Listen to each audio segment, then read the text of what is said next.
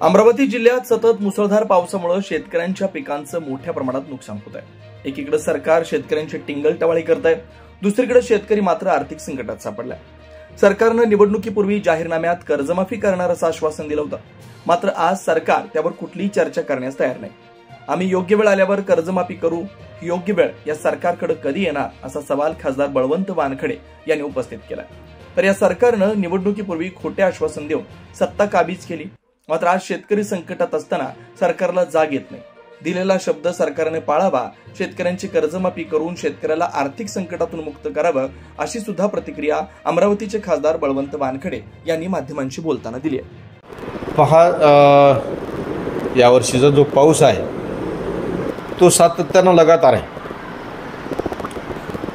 पिकं निघण्यापासून तर आजपर्यंत सातत्यानं पाऊस आहे आणि आज पिकांची परिस्थिती अतिशय खराब झाली, दयनीय झाली, पूर्णतः नष्ट होण्याच्या मार्गावर आहेत। अशातच कालसुद्धा संपूर्ण जिल्ह्यात मुसळधार पाऊस आला। शेतकऱ्यांनी आपल्याजवळचे जे काही पैसे आहेत त्या शेतीमध्ये टाकले, म्हणजे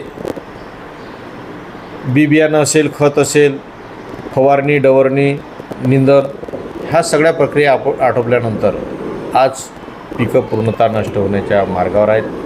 मी या निमित्तानं हे म्हणेल, शेतकरी खूप अडचणीत आला, मेटाकुटीस आला, त्याची होते नव्हते आपले जवळचे पैसे सर्व निघून गेले। म्हणून आज सरकारनं आपलं दायित्व म्हणून त्यांच्या पाठीशी उभं राहणं गरजेचं आहे आणि त्याला धीर देऊन त्याला पुन्हा कसं उभं करता येईल याची सरकारनं काळजी घेणं गरजेचं आहे। मी सरकारला या निमित्तानं विनंती करेल, राजकारण, पक्ष हे ते सगळं सोडून, कारण शेतकऱ्यांना काही पक्ष नसते, शेतकरीचा पक्ष आहे त्याचं आणि शेतकरीची त्याची जात आहे। म्हणून शेतकऱ्यांच्या पाठीशी खंबीरपणानं उभं राहून त्याला तातडीची मदत द्यावी ही मी विनंती करेन। कर्जमाफीची तर खूप मोठी गंमत आहे।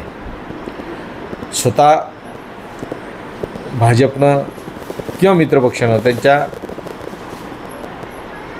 जो जाहीरनामा आहे त्या जाहीरनाम्यातच स्पष्ट केलं होतं की आम्ही शेतकऱ्यांची कर्जमाफी करू,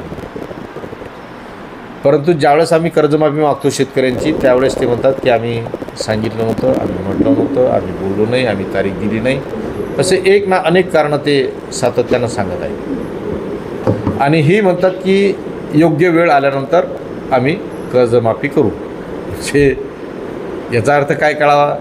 शेतकऱ्यांनी कर्ज भरू नये, शेतकऱ्यांनी कर्ज भरावं, म्हणजे काय नेमकं काय अपेक्षित आहे? आणि मग ज्यावेळेस शेतकऱ्यांना कर्जमाफीची तारीख देतील त्यावेळेस ते काय क्रायटेरिया लावतील, कोणत्या तारखेपासून हे करतील, हे सगळं म्हणजे शेतकरी पूर्णतः त्यांनी बुचकळ्यात टाकून दिलेलं आहे की त्यांनी काय करावं म्हणून।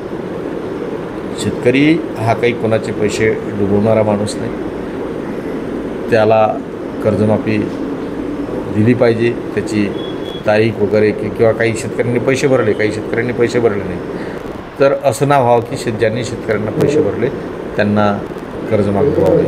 म्हणून कुठंतरी त्या बाबतीचा निर्णय झाला पाहिजे अशी मी अपेक्षा करेन।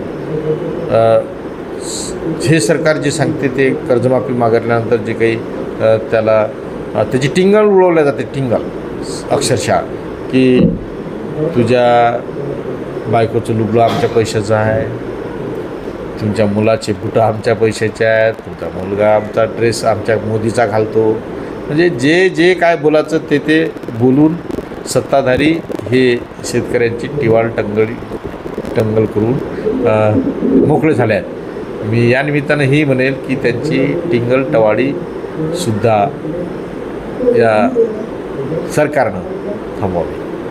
वेगवान घडामोडी पाहण्यासाठी आमच्या चॅनलला लाईक व सबस्क्राईब करायला विसरू नका।